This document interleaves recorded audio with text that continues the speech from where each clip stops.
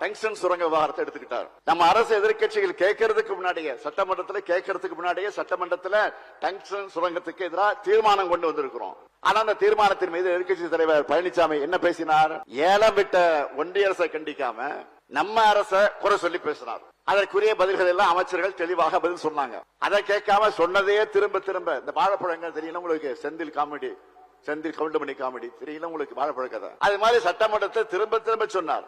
நான் இப்ப உறுதியோடு எழுந்து நின்று சொன்னேன், நான் முதலமைச்சராக இருக்கிற வரை அந்த திட்டத்திலே தமிழ்நாட்டை பொறுத்தவரைக்கும் நாங்கள் அனுமதிக்க மாட்டோம்னு தெளிவா சொன்னேன். அதையும் கேட்கல. சட்டமன்றம் முடிஞ்ச பிறகு பார்த்தா இந்த டங்ஸ்டன் சுரங்க ஏலத்துக்கு காரணமான சட்ட திருத்தத்தை நாடாளுமன்றத்தில் ஆதரிச்சு வாக்களிச்சது அதிமுக தான் என்ற செய்தியை நாங்க வெளியில வந்த போது கேள்விப்பட்டோம். உடனே அதையும் அவர் மழுப்ப தொடங்கினார்.